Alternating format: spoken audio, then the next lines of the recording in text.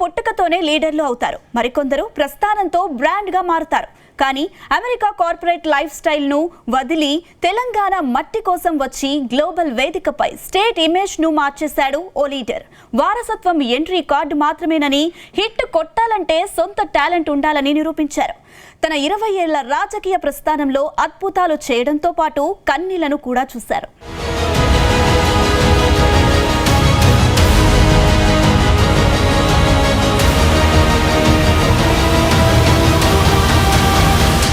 Corporate రంగంలో top position, అమెరికాలో 5 అంకెల జీతం, అయినా మెరుగైన భవిష్యత్తును వదులుకున్నారు. తండ్రి ఆశయ సాధన కోసం ప్రజల్లోకి వెళ్లారు. ఆయనే కల్వకుంట్ల తారక రామారావు.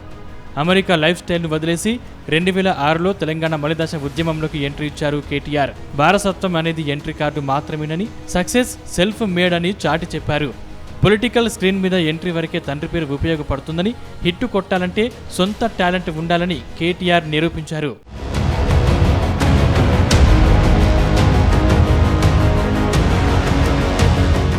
తెలంగాణ ఉద్యమంలో కీ రోల్ పోషించిన ప్రత్యేక రాష్ట్ర సాధనలో తనది ఒక చిన్న ఇసుక రేణువంత పాత్రేనని గర్వంగా చెప్పుకుంటారు కేటీఆర్. 2009లో తొలిసారి ఎన్నికల బరిలోకి దిగిన కేటీఆర్ సిరిసిల్ల ఎమ్మెల్యేగా కేవలం 171 ఓట్ల స్వల్ప మెజారిటీతో గెలిచారు. తెలంగాణ ఉద్యమంలో ఎమ్మెల్యే పదవికి రాజీనామా చేసిన కేటీఆర్ ఆ తర్వాత జరిగిన ఉప ఎన్నికల్లో ఘన విజయం సాధించారు. అక్కడి నుంచి వెనుదిరిగి చూడని కేటీఆర్ సిరిసిల్లను తన కంచుకోటగా మార్చుకున్నారు.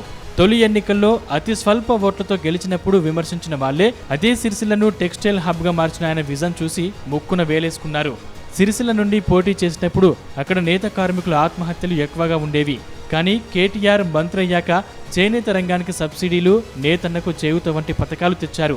బతుకమ్మ చీరల ఆర్డర్ల ద్వారా కార్మికులకు స్థిరమైన ఉపాధి కల్పించి సిరిసిల్లను ఒక మోడల్ టెక్స్టైల్ హబ్గా మార్చారు.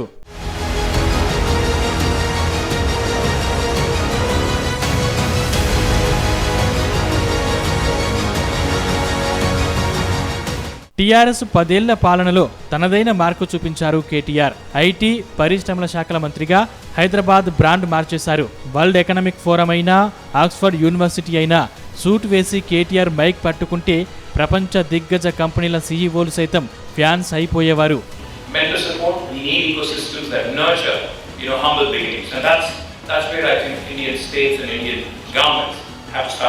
గూగుల్, మైక్రోసాఫ్ట్, అమెజాన్, యాపిల్ వంటి గ్లోబల్ బ్రాండ్స్ హైదరాబాద్కు క్యూ కట్టించారు. దేశంలోనే అతిపెద్ద ఇంక్యుబేటర్ టీ హబ్ను తెచ్చి స్టార్టప్ విప్లవానికి హైదరాబాద్ను కేర్ ఆఫ్ అడ్రస్గా మార్చారు కేటీఆర్.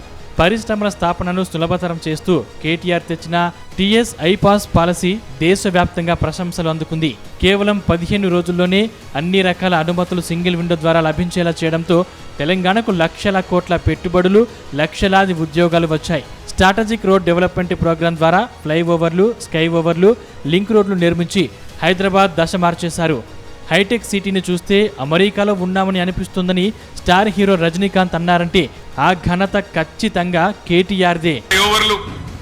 అండర్ పాసులు, బ్రిడ్జిలు, ఇవాళ రజనీకాంత్ లాంటి సూపర్ స్టార్ హైదరాబాద్ కు వస్తే ఇది హైదరాబాదా లేక న్యూయార్క్ నగరమా అనే స్థాయిలో అభివృద్ధి చేసింది కేసీఆర్ గారి ప్రభుత్వం.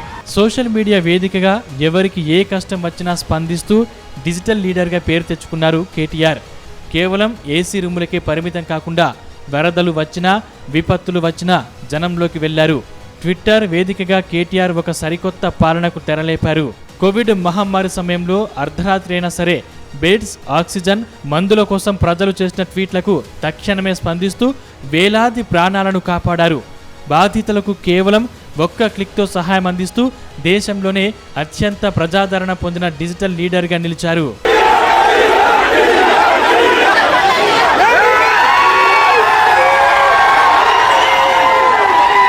(2023) ఎన్నికల్లో బీఆర్ఎస్ ఓటమి తర్వాత కూడా కేటీఆర్ పవర్ తగ్గలేదు.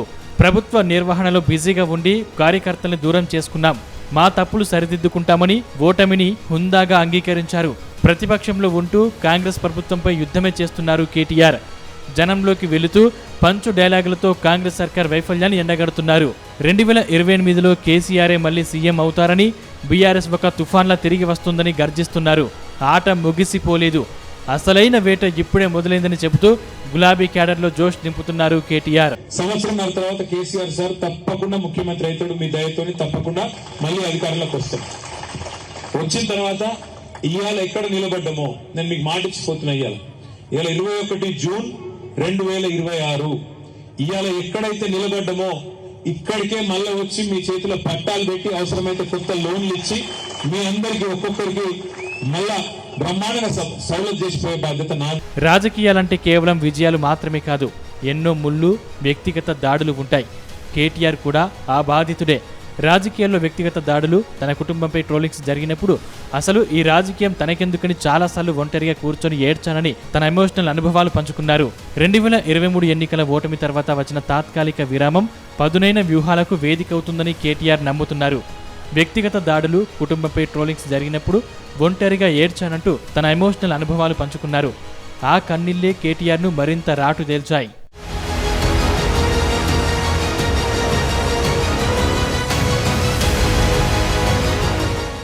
అధికారంలో ఉన్నప్పుడు అహంకారం చూపించకుండా గ్లోబల్ లీడర్గా ఎదిగి, ఓడిపోయినప్పుడు కుంగిపోకుండా ప్రజల పక్షాన నిలబడే పోరాట యోధుడిగా కేటీఆర్ సాగించిన ఈ 20 ఏళ్ల ప్రయాణం భవిష్యత్తు తరాల రాజకీయ నాయకులకు రోల్ మోడల్గా నిలుస్తోంది.